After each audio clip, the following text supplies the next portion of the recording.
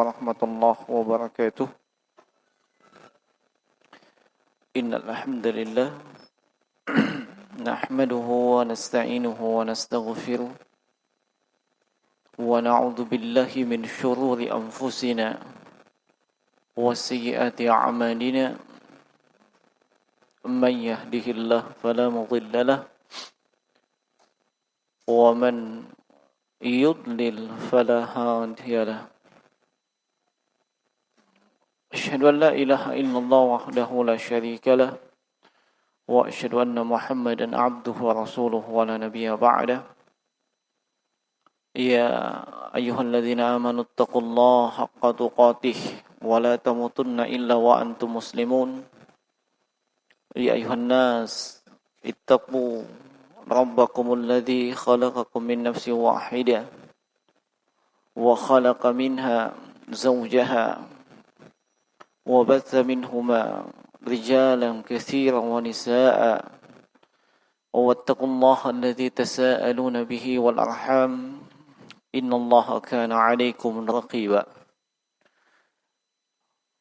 Wa qala ta'ala ya ayyuhalladzina amanu taqullaha وقولوا قولا سديدا يصلح لكم أعمالكم ويغفر لكم ذنوبكم ومن يطع الله ورسوله فقد فاز فوزا عظيما. أما بعد فإن أصدق الحديث كتاب الله تبارك وتعالى وأحسن الهدى هدى نبينا محمد صلى الله عليه وعلى آله وسلم. Syarrul umuri muhdatsatuha fa inna kulla muhdatsatin bid'atun wa kulla bid'atin dhalalah wa kulla dhalalatin finnar. Ma'asyiral muslimin, jamaah sekalian rahimani wa rahimakumullah. Demikian pula dengan para pendengar radio online, para pengaji. Semoga Allah Subhanahu wa taala senantiasa mencurahkan rahmat-Nya untuk kita semua. Alhamdulillah, kembali kita dikumpulkan dan dipertemukan oleh Allah Subhanahu wa taala tentunya dalam rangka untuk melaksanakan satu aktivitas ibadah. Aktivitas yang menunjang seluruh ibadah-ibadah yang lainnya. Itulah aktivitas tafaqquh fid din atau talabul ilmi. Belajar, mempelajari ilmu agama, ilmu syar'i, memperdalam pengetahuan tersebut yang kemudian di atasnya kita membangun seluruh amalan-amalan soleh kita. Dan secara khusus alhamdulillah saat ini kita berada di penanggalan 14 atau 15 Sya'ban. Itu artinya kita sudah berada di pertengahan Sya'ban. Dan kurang lebih 2 pekan ke depan kita akan bertemu biiznillah dengan bulan Ramadan. Bulan yang senantiasa dinanti-nanti. Bulan yang senantiasa ditunggu-tunggu oleh segenap kaum muslimin. Kalau dahulu, pendahulu kita yang soleh atau para salafun as-soleh, mereka senantiasa memohon, berdoa kepada Allah agar bisa dipertemukan dengan bulan Ramadan. Bahkan 6 bulan sebelum Ramadan, mereka sudah memohon dan berdoa. Seperti yang pernah diungkapkan oleh salah seorang ulama dari kalangan tabi'ut tabi'in, yaitu Mu'alla bin Al-Fadl rahimahullahu ta'ala, sebagaimana dinukil oleh Imam Al-Hafiz Ibn Rajab Al-Hambali di dalam kitab beliau Lataif Al-Ma'arif, bahwasanya para as-salaf itu berdoa, kanu yad'una Allah ta'ala 6 ashhur ayuballighahum Ramadan. Mereka, para sahabat radhiyallahu ta'ala anhum, selama 6 bulan sebelum datangnya Ramadan, mereka senantiasa berdoa kepada Allah supaya bisa dipertemukan dengan bulan Ramadan. Wa yad'una sittata ashhurin ay yataqabbala minhum. Lalu selama 6 bulan sesudah Ramadan, mereka juga masih berdoa, masih memohon kepada Allah supaya amalan soleh yang telah mereka lakukan di bulan Ramadan itu diterima oleh Allah Subhanahu wa taala. Ini generasi terbaik dari kalangan umat Islam. Generasi yang telah dididik langsung oleh Rasulullah sallallahu alaihi wasallam. Dan tidaklah mereka melakukan yang seperti itu kecuali berdasarkan ilmu dan pemahaman yang baik tentang bulan Ramadan, keutamaannya, keistimewaannya, kelebihan-kelebihan yang terdapat di dalam bulan tersebut. Kalaulah mereka tidak mengetahuinya, maka tentunya mereka tidak akan melakukan itu. Sebagaimana sebahagian dari kalangan manusia yang tidak mengetahui keutamaan Ramadan, keistimewaan di bulan Ramadan kecuali yang bersifat duniawi, maka mereka tidaklah memohon untuk dipertemukan dengan bulan Ramadan kecuali untuk hal-hal yang memang bersifat duniawi. Jemaah sekalian rahimani wa rahimakumullah. Bahkan di antara doa yang dinukil dari Al-Imam Yahya bin Abi Katsir rahimahullahu taala, bahwasanya di antara sebahagian sahabat Nabi sallallahu alaihi wasallam radhiyallahu anhum ajma'in, mereka berdoa, Allahumma sallimni ila Ramadan. Ya Allah, antarkan aku, sampaikan aku hingga Ramadan. Wassallim li Ramadan, dan antarkanlah Ramadan kepadaku. Wa tasallamhu minni mutaqabbalan, dan terimalah amal-amalku di bulan Ramadan. Jemaah sekalian rahimani wa rahimakumullah, selain mengetahui dan memahami nilai dan keistimewaan daripada bulan Ramadan, tentunya para pendahulu kita mengetahui pula, sehingga mereka begitu besar harapannya untuk bisa bertemu dengan Ramadan.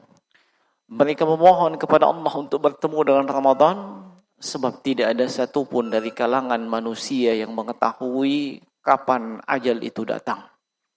Bisa saja ajal itu datang sebelum Ramadan. Dan bisa saja kita tidak disampaikan, tidak bertemu dengan bulan Ramadan. Ini kita saksikan. Tahun lalu kita melaksanakan berbagai aktivitas ibadah di bulan Ramadan. Mungkin tahun tersebut kita tidak bersama lagi dengan mereka yang dahulu bersama kita melaksanakan aktivitas ibadah. Entah itu dari kalangan keluarga kita, sahabat kita, teman, kolega, dan yang semisal dengan itu. Tidak ada satupun yang mengetahui kapan ajal seseorang itu bisa membuat ia tidak bertemu dengan bulan Ramadan. Olehnya jemaah sekalian, termasuk hal yang disyariatkan dan sangat dianjurkan untuk kita. Berdoalah kepada Allah Subhanahu wa taala, memohonlah sehingga kita bisa dipertemukan dengan bulan Ramadan. Sebagaimana memohonlah dan berdoalah kepada Allah agar diberikan taufik, hidayah, kekuatan untuk mengisi siang dan malam bulan Ramadan dengan berbagai macam aktivitas ibadah. Dan jangan lupa memohonlah kepada Allah, berdoalah agar seluruh ibadah tersebut nantinya diterima di sisi Allah, diberikan ganjaran yang terbaik sebagaimana yang telah Allah Subhanahu wa taala janjikan. Demikian pula yang telah disebutkan oleh Rasulullah sallallahu alaihi wasallam di dalam hadis-hadis beliau yang sahih. Kemudian selain daripada itu jemaah sekalian, ketika kita hendak menyambut bulan suci Ramadan, ada beberapa hal, ada beberapa etika dan adab yang seharusnya seorang muslim itu berjalan dan menghiasi dirinya di atas adab dan etika tersebut. Itulah adab dan etika yang membedakan antara seorang muslim yang benar-benar merindukan Al-Quran dan juga bulan Ramadan, dan mereka yang menganggap bahwasanya bulan Ramadan tidak ada bedanya dengan bulan yang lain, tidak ada keistimewaan dengan bulan Ramadan kecuali tentunya yang bersifat duniawi. Jemaah sekalian rahimani wa rahimakumullah, di antara etika dan adab yang seharusnya seorang muslim itu menyambut bulan Ramadan, yang pertama adalah ia menghadirkan kegembiraan di dalam hati dan merasakan kebahagiaan akan kehadiran bulan suci Ramadan.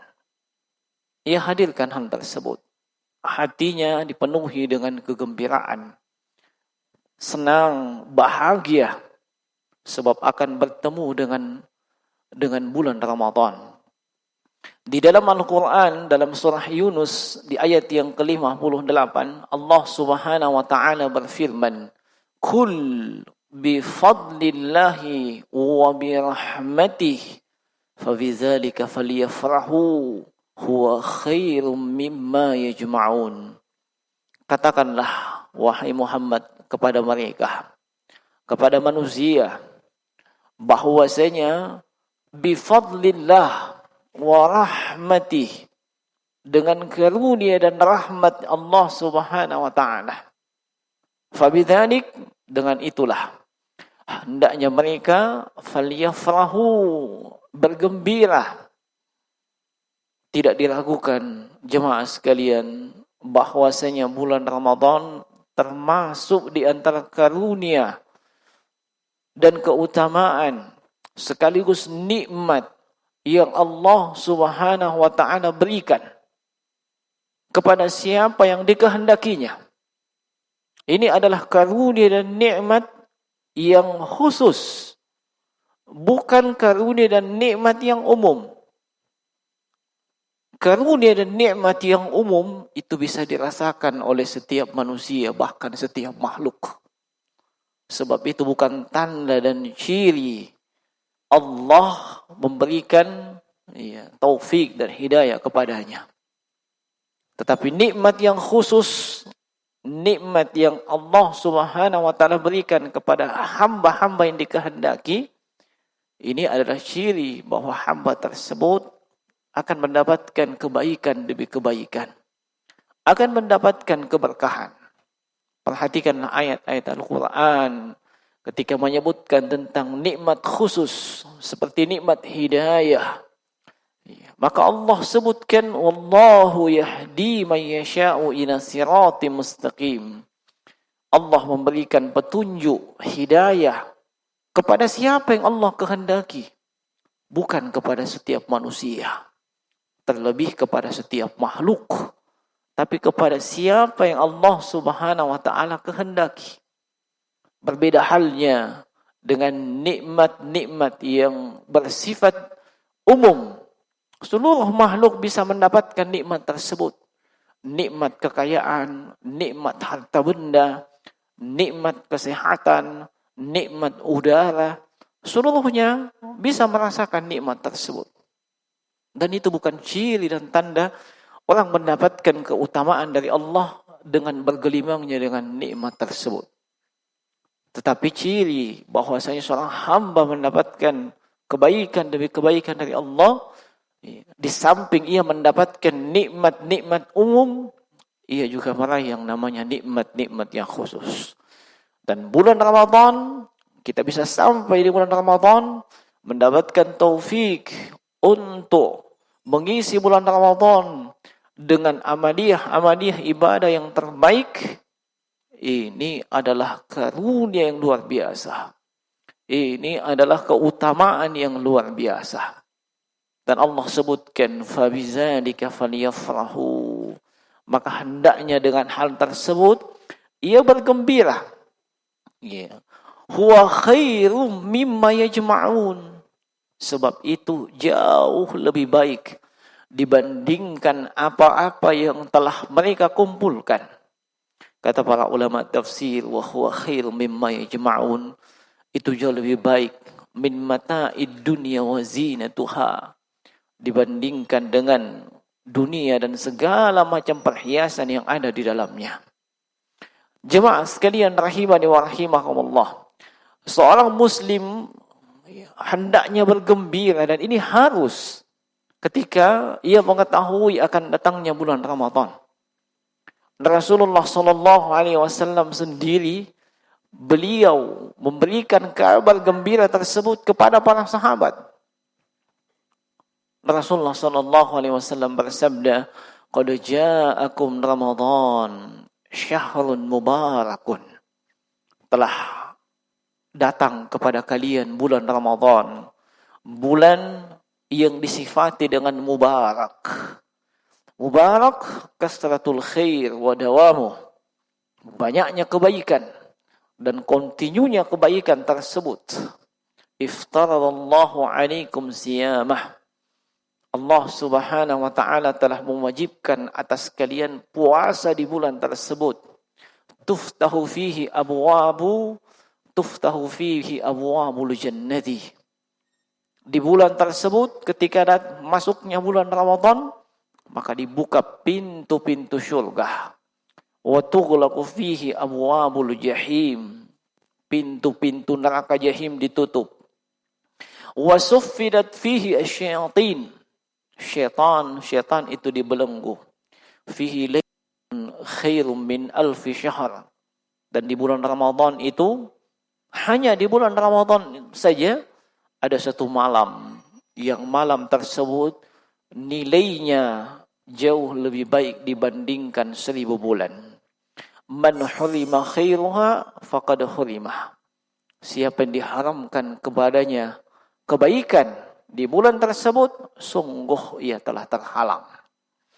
Jemaah sekalian rahimani wa rahimakumullah. Maka bagaimana mungkin seorang muslim tidak bergembira dengan kedatangan bulan Ramadan? Itu artinya dia ada kesempatan untuk masuk ke dalam surga. Bukankah Nabi SAW memberitakan akan dibukanya pintu-pintu surga? Itu juga artinya dia ada peluang untuk terbebas daripada neraka. Bukankah Nabi SAW mengabarkan tughlaqu fihi abwabul jahim, ditutup pintu-pintu neraka jahanam. Bahkan itu artinya manusia mendapatkan godaan yang minim ketika masuknya bulan Ramadan, yang godaan tersebut berasal daripada para syaitan. Walau demikian, syaitan dibelenggu. Dalam riwayat yang lain, maradatus syaitan, gembong-gembong syaitan, para iblis yang dibelenggu. Tetapi kita menyaksikan di bulan Ramadan, itu masih ada terkadang maksiat dan dosa yang terjadi. Mengapa demikian? Sebab maksiat dan dosa yang terjadi itu terkadang disebabkan oleh godaan, hasutan dan bisikan syaitan. Baik hasutan dan bisikan syaitan dari kalangan jin maupun syaitan dari kalangan manusia. Dan terkadang itu terjadi disebabkan oleh manusianya itu sendiri, memang hatinya, jiwanya condong kepada keburukan, condong kepada maksiat, condong kepada dosa. Sehingga yang seperti ini syaitan tidak perlu bersusah payah, tidak perlu dibisikkan, tidak perlu dihasut untuk melakukan dosa. Toh dia sudah terbiasa melakukan dosa, dia sudah terbiasa dengan kemaksiatan tersebut. Maka jangan heran kalau misalnya di bulan Ramadan masih saja ada sebahagian dari saudara kita yang terjatuh ke dalam hal tersebut. Jemaah sekalian rahimani wa rahimakumullah, bagaimana mungkin kita tidak bergembira dengan masuknya bulan Ramadan? Sebab itu artinya ya, kita ada peluang untuk diampuninya dosa-dosa kita. Perhatikan bagaimana Nabi sallallahu alaihi wasallam mengabarkan sebagaimana dalam hadis Abu Hurairah radhiyallahu taala anhu dalam riwayat Imam Muslim bahwasanya as-salawatul khams wal jumu'atu ila al-jumu'ati wan Ramadan ila Ramadan ukaffiratun lima bainahunna idza jutunibatil kaba'ir. Kata Nabi sallallahu alaihi wasallam, salat 5 waktu yang satu dengan yang berikutnya, Jumat yang satu dengan Jumat yang berikutnya, Ramadan yang satu dengan Ramadan yang berikutnya adalah penggugur dosa, penghapus dosa selama ia menjauhi yang namanya al-kabair atau dosa besar. Dan secara khusus di dalam hadis yang sangat masyhur nantinya di bulan Ramadan, juga hadisnya Abu Hurairah radhiyallahu ta'ala anhu, kata Nabi sallallahu alaihi wasallam, man shoma ramadhana imanan wa ihtisaban ghufira lahu ma taqaddama min dzambihi. Siapa saja dari kalangan kaum muslimin, masuk di dalamnya muslim dan muslimah, yang berpuasa di bulan Ramadan dengan landasan iman dan ihtisab. Ihtisab itu artinya mengharapkan balasan dan pahala dari sisi Allah.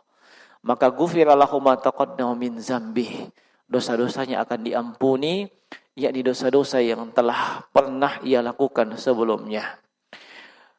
Nabi SAW juga bersabda, man qama Ramadana imanan wa ihtisaban ghufira lahu ma taqaddama min dzambih. Siapa yang menegakkan qiyamul lail dari kalangan kaum muslimin, baik itu laki maupun perempuan, dengan landasan keimanan dan mengharapkan pahala dari Allah Subhanahu wa taala, juga diampuni dosa-dosanya yang telah lalu. Dan juga Nabi sallallahu alaihi wasallam bersabda, man qama lailatul qadri imanan wa ihtisaban ghufira lahu ma taqaddama min dzambih. Siapa saja yang menegakkan qiyamul lail di malam Lailatul Qadri, mengisi malam tersebut dengan aktivitas ibadah, dan itu dilaksanakan dengan landasan keimanan dan hanya mengharapkan pahala di sisi Allah, maka juga akan diampuni dosa-dosanya. Mengapa kaum muslimin tidak bergembira dengan hal tersebut? Peluang diampuninya dosa itu sangat besar. Baik dari ibadah puasa yang nantinya kita lakukan, demikian pula dengan qiyamul lail yang nantinya kita lakukan. Bahkan puasa itu sendiri secara khusus adalah salah satu ibadah yang paling istimewa. Perhatikan bagaimana Nabi sallallahu alaihi wasallam banyak beliau melakukan puasa. Di bulan Sya'ban ini saja, beliau banyak melakukan puasa. Sebab kenapa?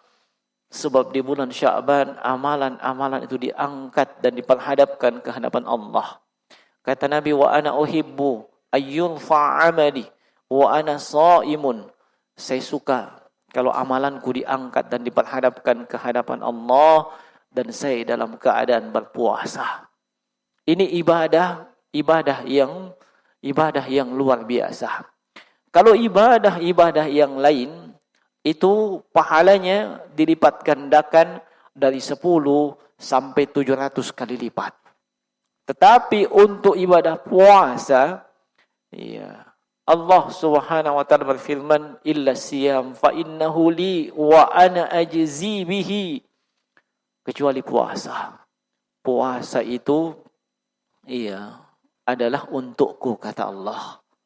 Wa ana ajzi bihi. Aku sendiri akan membalasnya.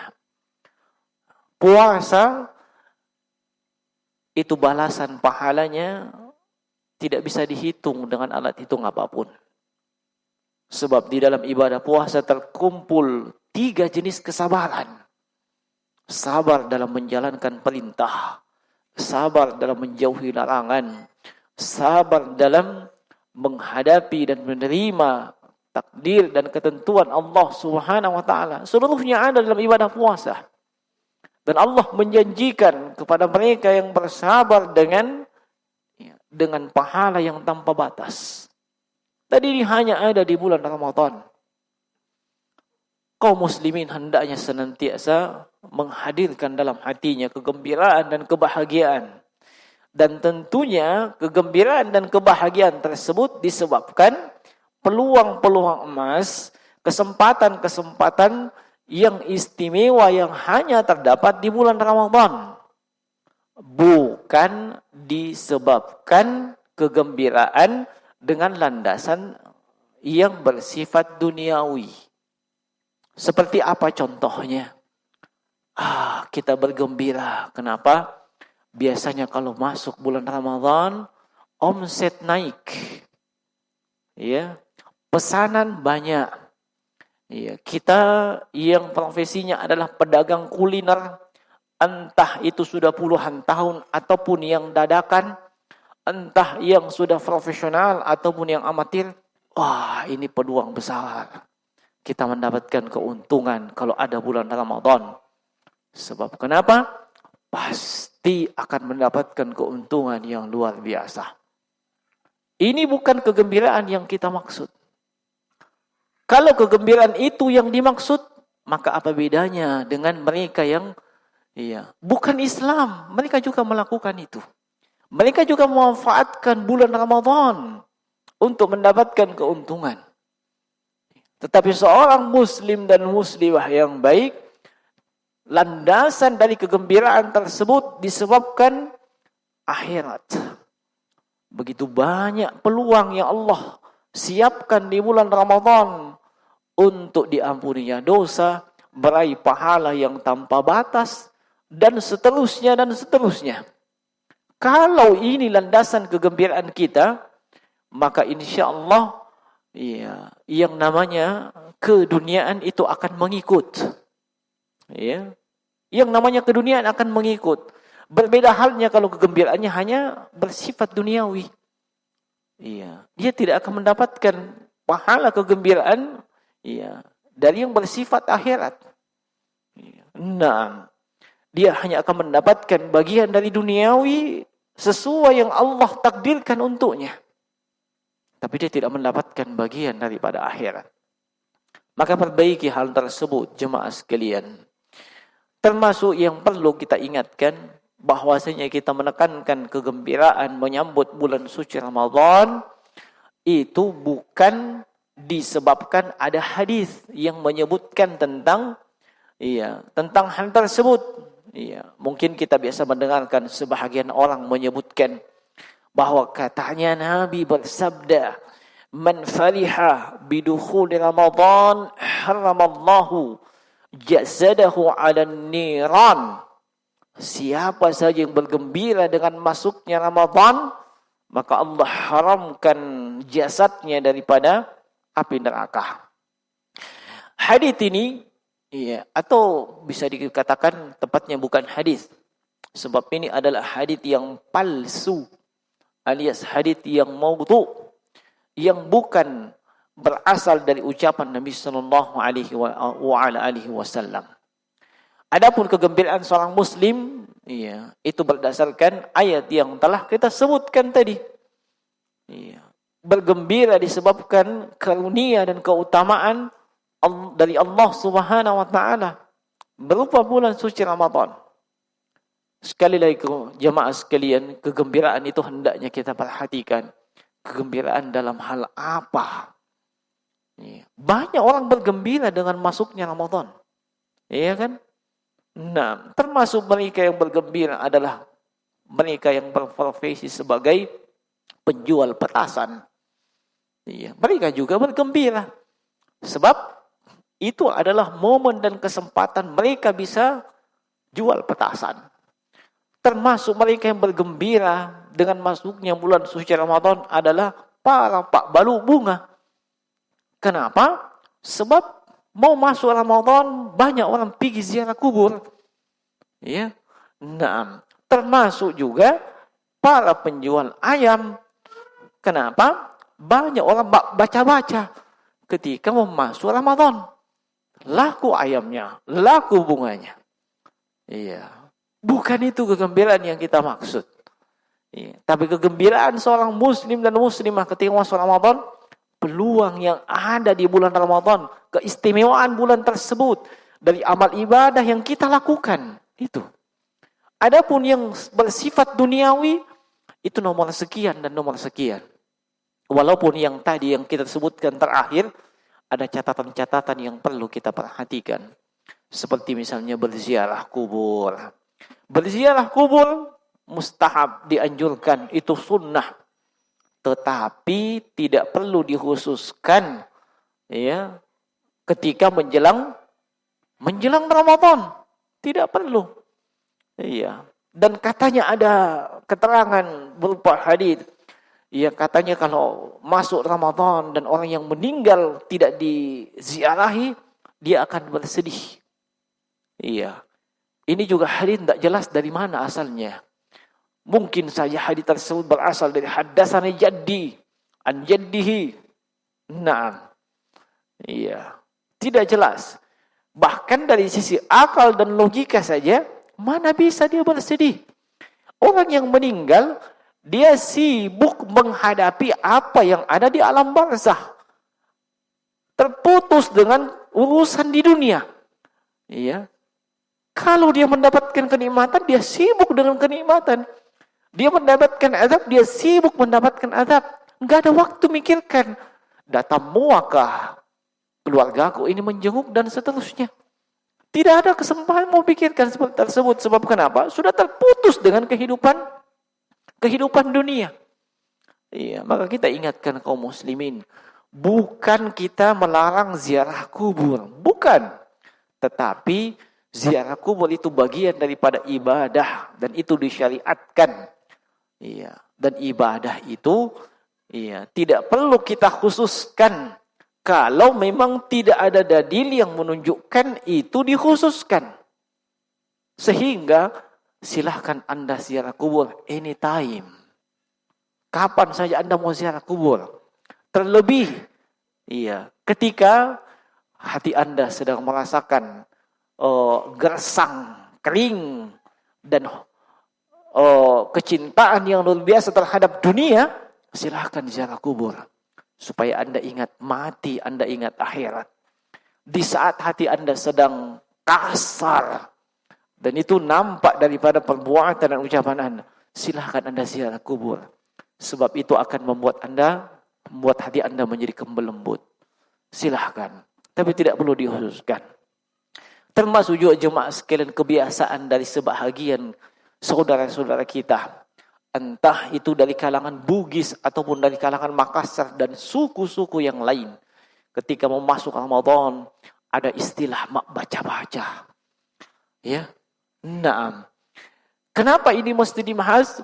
Sebab di dalam mak baca-baca itu bukan cuma makanan yang dibahas. Di situ ada doa. Doa untuk mereka yang telah meninggal. Makanya perlu dijelaskan sebab itu ibadah. Seandainya itu adalah murni kebiasaan manusia, ya, ada ibadah di dalamnya, ya silahkan saja. Selama tidak ada dalil yang melarang. Tapi di dalamnya ada doa, memohon supaya selamat itu orang yang sudah meninggal. Ini tidak perlu seperti itu.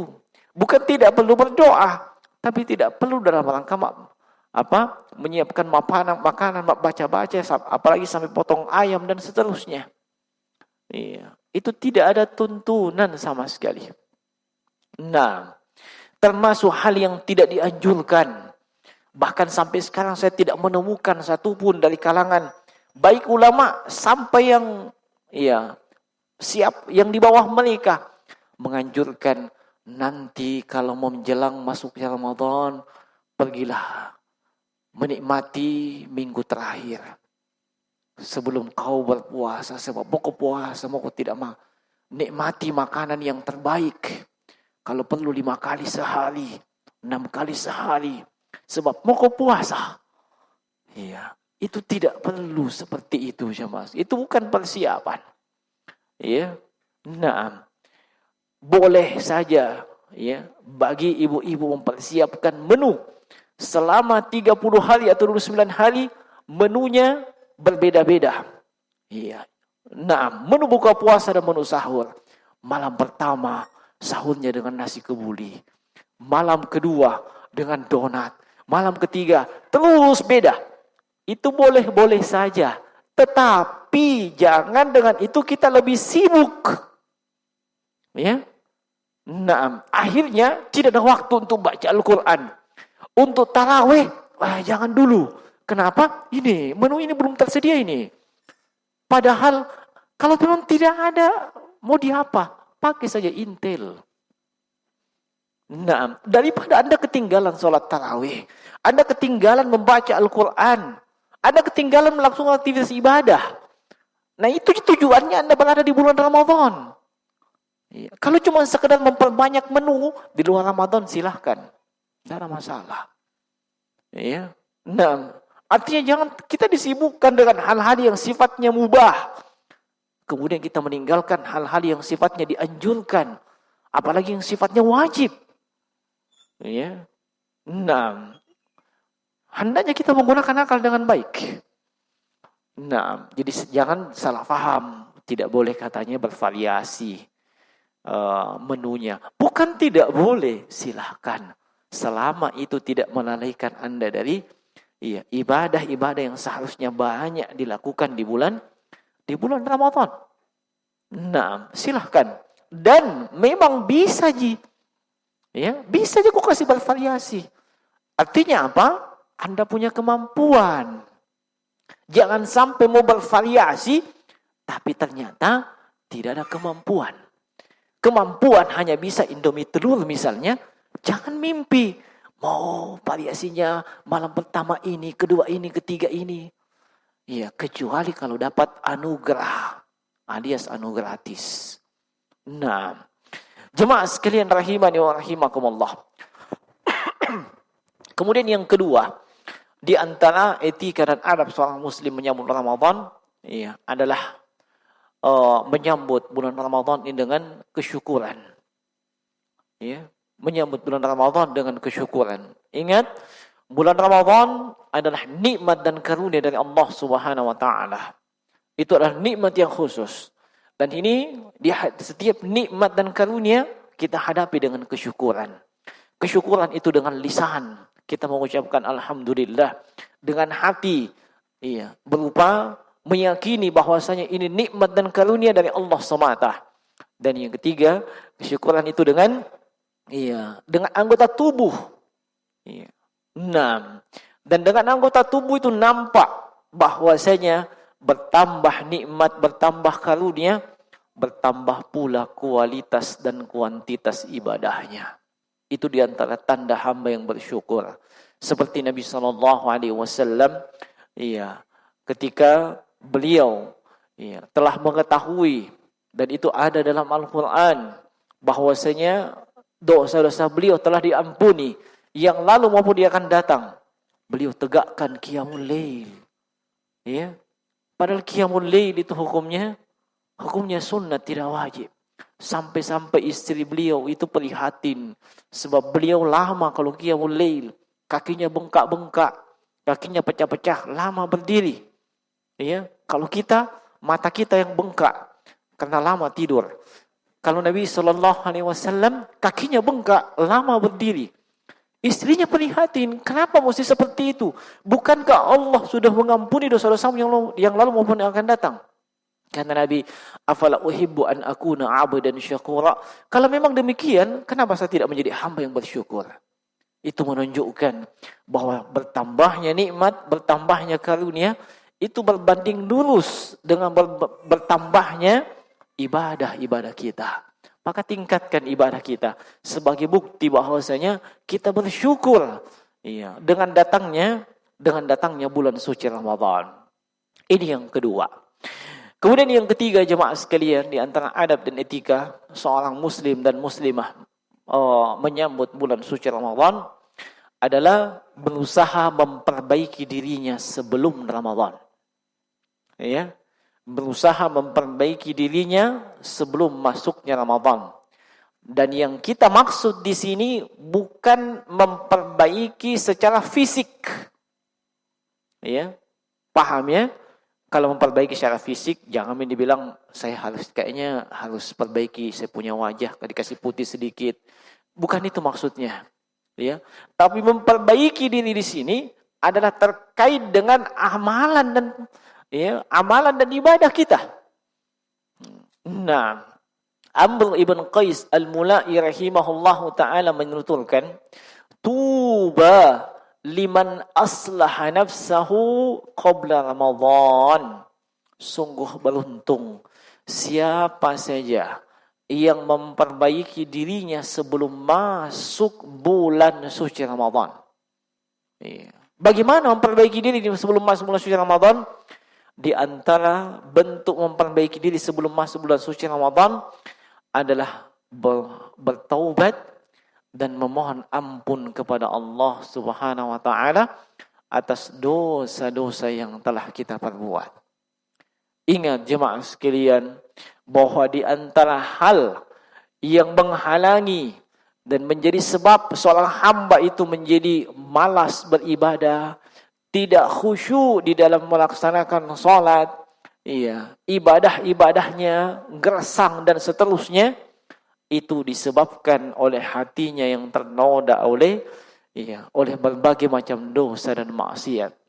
Ingatlah, idza adnabal 'abdu, ketika seorang hamba melakukan dosa, maka akan muncul nuqtatan sauda fi qalbihi, akan muncul bintik-bintik hitam di hatinya.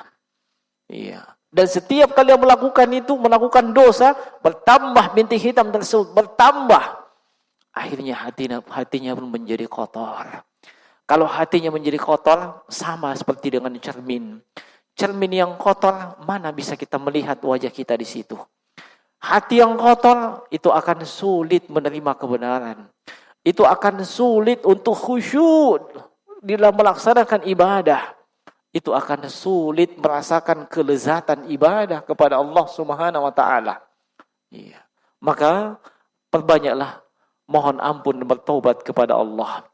Ingatlah, siapapun, apapun status sosial yang kita sandang, bagaimanapun tingginya ilmu yang kita miliki, selagi kita masih manusia, maka seperti kata Nabi SAW, kullu bani Adam khata wa khairul khata'in tawwabun. Setiap anak cucu Adam alias manusia ini, itu pasti melakukan dosa dan kesalahan. Dan yang terbaik dari kalangan mereka yang melakukan dosa dan kesalahan adalah dia berusaha memohon ampun dan bertaubat kepada Allah Subhanahu wa taala. Nah, mohon ampunlah atas dosa-dosa kita. Ini termasuk di antara memperbaiki diri. Nah, termasuk di antara memperbaiki diri. Nah, jemaah sekalian rahimani wa rahimakumullah, yang kita perhatikan terkadang, sebahagian dari kita, biasanya ketika menjelang masuknya bulan Ramadan, bertebaran ucapan-ucapan minta maaf. Naam, maafkan aku mohon maaf, sebentar lagi akan masuk Ramadan. Meminta maaf, memohon maaf adalah suatu hal yang baik, hal yang disyariatkan. Tetapi itu dilakukan ketika kita melakukan kesalahan atau dosa terhadap orang lain, dan kita menyadari hal tersebut dan tidak perlu menunggu memasuki Ramadan. Apalagi mesti menunggu masuk Idul Fitri. Anda punya kesalahan kepada orang tua Anda. Anda punya kesalahan kepada suami atau istri Anda. Anda punya kesalahan kepada keluarga Anda. Tidak usah nunggu mau masuk Ramadan. Sekarang 14 Sya'ban. Kenapa belum minta maaf? Belum masuk Ramadan? Bagaimana kalau belum masuk Ramadan kau sudah meninggal? Kau belum minta maaf? Yang lebih parah daripada itu, nanti maaf-maafan kayak Idul Fitri aja. Memang itu harus identik. Orang maaf-maafan itu ketika terjadi kesalahan dan menyadari ini salah, ini keliru, dia minta maaf. Tidak perlu nunggu masuknya Ramadan. Maka kalau ada yang seperti itu, bilang saja dengan baik, saya maafkan. Ya, bahkan sebelumnya juga saya maafkan dan setelahnya saya maafkan. Lain kali jangan menunggu. Ya, mau masuk Ramadan baru kau minta maaf. Ya, nanti kalau kau melakukan kesalahan minta maaf memang. Ya, supaya tidak ada kesalahan di antara kita. Ya, nah, tidak ada gate di antara kita. Silahkan meminta maaf. Ya, tetapi tidak perlu dikhususkan ketika menjelang masuknya bulan Ramadan. Termasuk di antara usaha memperbaiki diri sebelum masuknya bulan Ramadan, jemaah sekalian, adalah membekali diri kita dengan ilmu agama. Ya. Membekali diri kita dengan ilmu syar'i. Terkhusus wabil khusus terkait dengan ibadah-ibadah yang akan kita kerjakan, dan insya Allah kita rencanakan untuk melakukannya di bulan Ramadan. Itu hendaknya kita ilmui. Hendaknya kita ilmui supaya ibadah-ibadah kita ini berkualitas. Jangan penuntut ilmu punya prinsip yang penting kan puasa, yang penting kan tarawih, yang penting kan tilawah. Itu saja. Yang penting. Tanpa dia sadari bahwasanya yang penting ibadahnya itu berkualitas. Nah, bukan asal dikerja. Kalau cuma yang penting tarawih, maka seperti yang kita lihat dari tahun ke tahun, sudah beberapa tahun saya dapat kiriman videonya, ada orang sholat tarawih 20 rakaat 7 menit. 6. 7 menit. Antum bisa bayangkan 20 rakaat 7 menit. Bagaimana modelnya? Ini mau saingan dengan kultum. Kuliah 7 menit. Alias ceramah 7 menit. Kalau ceramah, tidak ada masalah mau 7 menit, 3 menit, 2 menit. Nah, adapun sholat, itu ada syarat, rukun, dan kewajiban di dalamnya. Tidak boleh kita langgar. Tidak boleh kita asal-asalan.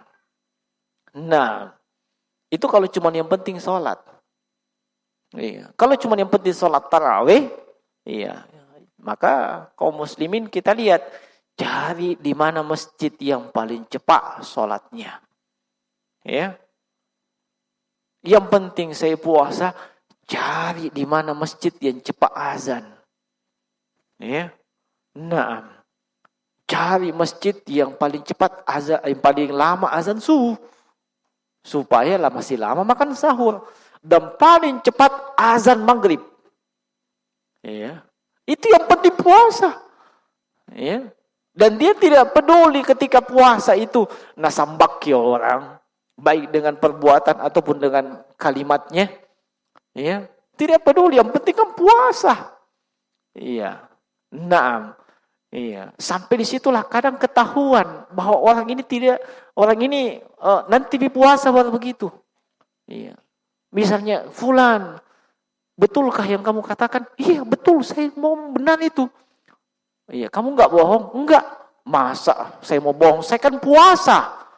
Oh, jadi kalau tidak puasa enggak apa-apa bohong. Nah, kan begitu kanunya, mafhum mukhalafahnya. Saya kan puasa, enggak boleh bohong. Nah, karena tidak adanya persiapan yang memadai jemaah sekalian, terkadang ibu-ibu itu bingung ketika hamil atau menyusui. Apa yang saya mesti lakukan? Apakah saya mesti mengqadha ataukah mesti fidyah, ataukah fidyah dan mengqadha? Akhirnya apa? Dia searching mana yang paling enak. Nah, versi enak itu bervariasi atau tidak mutlak, dia relatif. Untuk enak versi suami, pasti nasuruh istrinya lebih baik kau mengqadha. Pasti begitu kalau mau enak suaminya. Kau mengkodok saja. Karena kau bayar fidyah, saya yang bayar fidyahnya. Ya. Nah, versi enak untuk istri, ya saya bayar fidyah. Kan bukan saya yang bayar ke suamiku. Daripada mengkodok, Kak, capek Kak puasa 30 hari. Iya. Ini bukan seperti itu. Iya. Nah, ini terjadi jemaah sekalian karena itu tadi. Kaum muslimin tidak mau belajar dengan baik terkait dengan masalah ibadah yang dia mau lakukan. Ya. Nah, maka termasuk memperbaiki diri adalah berusaha mempelajari ibadah-ibadah tersebut.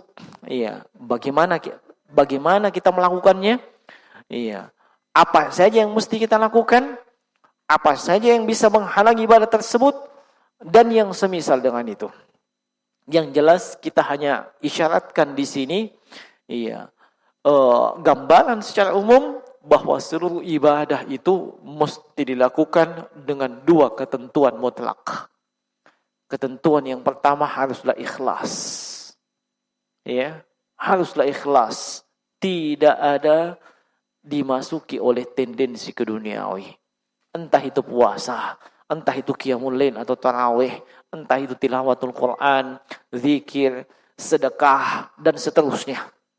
Dan yang kedua adalah hendaknya sesuai dengan tuntunan baginda Rasulullah sallallahu alaihi wasallam. Sesuaikan dengan tuntunan beliau. Jangan keluar dari jalur tersebut. Nah, sebab orang-orang yang hanya sekedar beramal dan amalnya tanpa dilandasi dengan ilmu, ini biasanya, umumnya, itu akan merusak. Ya, akan merusak. Iya. Makanya Umar bin Abdul Aziz rahimahullahu ta'ala pernah mengungkapkan, man amila ala ghairi ilmin kana ma yufsidu aktsar mimma yuslih.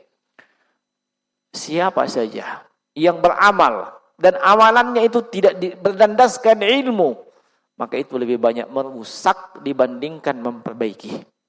Lah, kok bisa? Bukankah dia beramal? Kok bisa lebih banyak merusak? Contoh, kalau yang penting beramal, dia tidak perhatikan keikhlasan. Kalau tidak perhatikan keikhlasan, apa yang dia dapatkan nantinya? Dia tidak dapat apa-apa. Allah hanya akan memberikan pahala kalau itu ibadah berlandaskan keikhlasan. Tanpa ada keikhlasan, Anda nggak dapat apa-apa. Ya. Kalau nggak dapat apa-apa, lalu nanti untuk bekal di akhirat apa? Nah, itu sama saja merusak dirinya sendiri. Ya. Nah, itu cuma contoh. Al-Hasan al-Basri rahimahullahu ta'ala itu pernah mengungkapkan, al-amilu ala ghairi ilmin kasaliku ala ghairi tariqin wal amilu ala ghairi ilmin ma yufsidu aktsar mimma yuslih. Orang yang beramal tanpa ilmu itu bagikan orang yang berjalan bukan pada jalan yang seharusnya. Iya. Dan orang yang beramal tanpa berdasarkan ilmu itu akan banyak merusak dibandingkan mendatangkan kebaikan. Baik untuk dirinya, terlebih untuk orang lain. Maka perhatikan itu jemaah sekalian. Ya. Perhatikan betapa pentingnya kita melandasi seluruh amalan-amalan kita ini. Iya. Amalan-amalan kita ini dengan ilmu syar'i. Nah, kemudian yang keempat, ya, termasuk di antara adab dan etika ketika menyambut bulan suci Ramadan adalah boleh kita saling memberikan ucapan selamat. Selamat menyambut bulan Ramadan, selamat masuk bulan Ramadan, atau seperti yang difatwakan dan disebutkan ya oleh sejumlah ulama, ya, seperti Syekh Muhammad ibn Shalih Al-Utsaimin rahimahullahu taala, sebagaimana dalam fatwa beliau dalam Liqa' Asy-Syahri nomor 70, iya, beliau menjelaskan bahwasanya di sana ada riwayat dari para salaf. Iya, sebahagian mereka memberikan ucapan tahniah, ucapan selamat. Iya, kalau Ramadan sudah masuk. Itu la ba'sa bihi, tidak mengapa. Misalnya dengan mengatakan syahrun mubarak, ya, bulan yang penuh berkah, atau barakallahu fi syahrika, ya, semoga Allah memberkahi, ya, memberkahimu pada bulan Ramadan. Dan ucapan yang semakna dengan itu, ya. Bagaimana membalasnya? Ya, membalasnya bisa dengan wa iyyaka, membalasnya dengan membalasnya bisa dengan walaka bimisli. Kamu juga dengan ucapan yang sama dengan seperti itu. Ini boleh, bukan sunnah, bukan pula wajib. Paham ya? Nah, jadi jangan lagi itu dijadikan patokan. Itu kayak sunnah, apalagi wajib. Tidak. Itu mubah, boleh-boleh saja. Orang melakukan ya seperti itu, memberikan ucapan selamat. Kemudian, walaupun itu boleh, tapi hendaknya dihindari kalimat Ramadan Karim. Ramadan Karim. Kenapa? Sebab, iya, ini tidak begitu pas, tidak begitu tepat. Iya. Karim itu Allah Subhanahu wa taala. Iya. Nah, Karim itu Allah Subhanahu wa taala. Dan Allah yang meletakkan keutamaan dalam bulan Ramadan. Bukan bulan Ramadan itu sendiri. Ya. Nah, itu dihindari saja. Nah, dan ini difatwakan ya oleh Syekh Muhammad bin Shalih Al-Utsaimin sebagaimana dalam Majmu' Fatawa wa Rasail beliau di jilid yang ke-20 pada pertanyaan dengan nomor 254. Ini di antara adab dan etika ya seorang menyambut ya bulan suci Ramadan. Semoga Allah Subhanahu wa taala menyampaikan kita semua sampai di bulan suci Ramadan sebagaimana kita memohon kepada Allah, semoga Allah Subhanahu wa taala memberikan taufik dan hidayahnya sehingga kita dapat melaksanakan berbagai aktivitas ibadah dengan cara yang terbaik di bulan tersebut, dan semoga Allah Subhanahu wa taala menerima amal-amal ibadah kita baik yang nantinya di bulan Ramadan maupun amalan-amalan di bulan-bulan yang lainnya. Innahu waliyyu dzalika wal qadir alaihi wa huwa jawadun karim. Ini yang sempat kita ingatkan di kesempatan ini. Mohon maaf atas segala kekurangan. Yang benar hanya datang dari sisi Allah Subhanahu wa taala. Subhanaka wa bihamdika asyhadu an la ilaha illa anta astaghfiruka wa atubu ilaik. Assalamualaikum warahmatullahi wabarakatuh.